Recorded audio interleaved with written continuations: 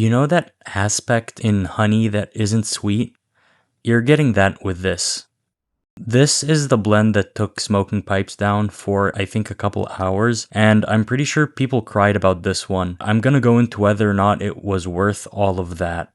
So this is the Cornell and Diehl small batch Sun Bear Bourbon Cask. It dropped in July 2026. I had missed every other drop of the Sun Bear, but everyone spoke incredibly highly of the Sun Bear small batches over their last few years, so I really didn't want to miss this one. I got it for about, I think, $14 or $15 off of 4 noggins. The reason I did that is because Smoking Pipes was down, as I'm sure everyone knew, for a couple hours, and I had the pipe club meeting afterwards, and I didn't want to be late. So I checked 4 noggins, and they had it available, and I was able to grab a few tins. I'm smoking it on camera specifically because everyone spoke incredibly highly of this. Most people missed the drop, and there were a lot of people who had FOMO, and I think this blend specifically caused people to turn into codgers, where they no longer wanted to smoke that many blends or the new drops, and they just wanted to stick to one like Carter Hall or whatever. So this is a very controversial blend at this point on Reddit. I'm just happy to have gotten a tin of it.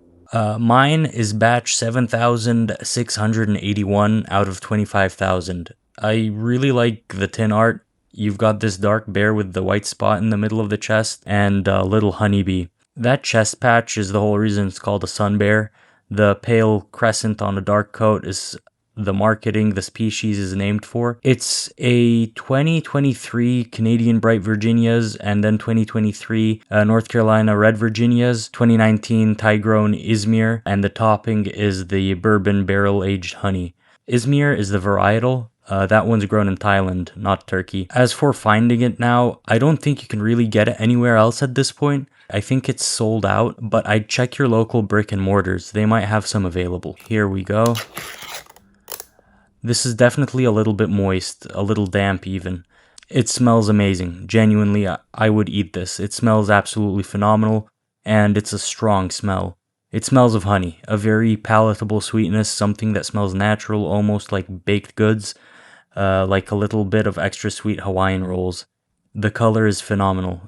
It is a little bit moist, but I think moist is the best consistency to smoke personally, just to get as many flavors as possible.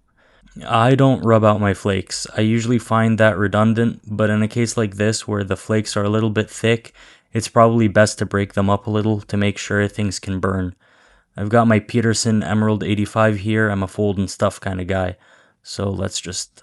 It packs quite easily, even though the flakes are a little on the thicker side. So on the char, I'm getting a lot of honey. The honey's really subtle. It's not like a dark honey. Anyone in Boston knows Leavitt Peirce. It's not that overwhelming dark honey flavor. It's more subtle, and I'm not sure how to explain it. You know that aspect in honey that isn't sweet?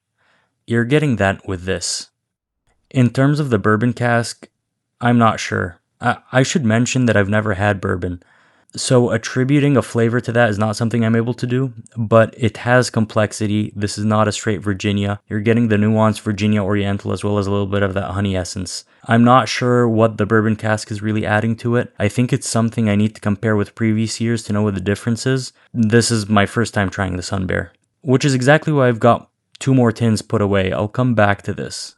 It's less sweet than Orlik Golden Sliced. It's also less sweet than a lot of vapors in my opinion, but it still has that strong honey essence you can unmistakably taste. I'm getting an average number of relights, and that's not something I typically worry about. I enjoy smoking on the wetter side. I don't really get tongue bite, except obviously for aromatics. Aromatics, I'll actually microwave it to dry it out, but for something like this, straight out of the tin, it's perfect for me. I don't mind relighting. It's part of the joy of it. The ash, some of it is very, very white. It's not completely even, not all white obviously, but it's burning quite cleanly. In the middle of the bowl, the honey starts to subside and it's more woody. I'm not sure if I can attribute that specifically to the bourbon cask or to the Oriental. This is really delightful, complex blend that changes throughout the bowl. The flavors progression is amazing. The Virginias I feel are mainly a carrier. They stretch out the honey, carries the honey. It also kind of spreads out the Oriental and it burns cool. I mean, I'm using a P-lip, so obviously my tongue is not going to be in contact with a whole lot of this smoke. Generally, it's a really delightful, well-composed blend. I don't know if it's worth the tears that people cried on Reddit though. I'm not sure it's necessarily worth the riots that happened and the outages that lasted hours on smoking pipes, but it is a really nice blend. It doesn't top some of the blends I smoke year round, but I'm glad to have tried this. I have 2 other tins that I plan on pulling up perhaps next year or the year after. It'll actually be nice to compare with the next Sun Bear batches, so keep an eye on that. Really nice ash development, it tamps beautifully. Again, average number of relights, nothing out of the ordinary, despite coming straight out of the tin. So towards the bottom, I'm getting hints of the bitterness. I'm not sure what I can attribute that to. It's not an overwhelming bitterness, it's not the taste of something burning, even though this actually is something burning. I think that the honey essence has essentially evaporated out or burnt off, and what we're left with is a straight leaf. It's a slight, almost coffee-like bitterness. I think it would have been nice to experience that with the honey, but so far, zero tongue bite, none at all. The sweetness has subsided. It already wasn't overly sweet to begin with, but I'm getting nearly none towards the end, so it does turn a bit. Just woody, almost incensey. So the woody note, I thought the waxy coat on the Oriental leaf might be contributing to that, so I looked it up. It's a compound called abianol. It sits in the cuticular wax of the Oriental leaf, and it comes from the leaf's trichomes.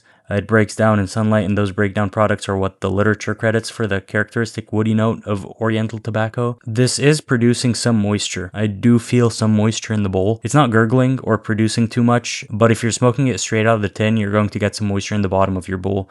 So that's something to look out for. Perhaps keep a couple of pipe cleaners with you. So Jeremy Reeves, I think he did an excellent job with this, as he does with most blends. He knows what he's doing, he understands the subtleties. This is not on the nose with anything necessarily, except the honey in the very first 2/3 of the bowl. Very creamy, honey essence without the sweetness, woody, almost borderline floral, but I'm getting more woody, almost like cedar or oud. That kind of oily wood. So the strength is mild. Nicotine doesn't really have an effect on me, so I don't trust my judgment on this. But to compare it to other blends, think Leavitt Peirce Dark Honey for the honey essence, but the OGS kind of smoothness and subtlety, and a little less sweet than that. It's similar to Boston Slices by LJ Peretti, but more honey and again, less sweetness. I think this is great for the Virginia fanatic. It's not a vapor. For those who love straight Virginias or slight vapors, it's in the same avenue. I'm hoping that with the moisture it ages and the flavors develop more. Given the moisture I see in the bottom, there's a fair amount of sugars in this that will mature well. I'm more interested in seeing how that last third of the bowl matures with age. I'm excited to bring this to my pipe club next month. I think many of the guys there will enjoy it. So, is it worth the price? I would say so. This is the average price of a 2-ounce tin from C&D. It's $7 an ounce. If you go to a brick and mortar and get their house blends, depending on which state you're in, you'll likely be paying significantly more.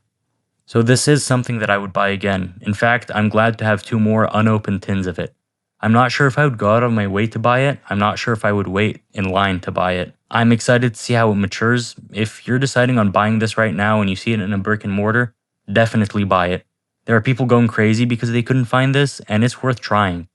If push comes to shove and you don't like it, I guarantee there are hundreds of people who will gladly take it off your hands. I'll have a full blend review of the profile up on puffin.reviews. You can put that in the URL. It'll have the ratios and everything if you're interested in visualizing what this blend tastes like. And if you've got a tin of this, tell me what you got out of the last third. I want to know if the bitterness is just me.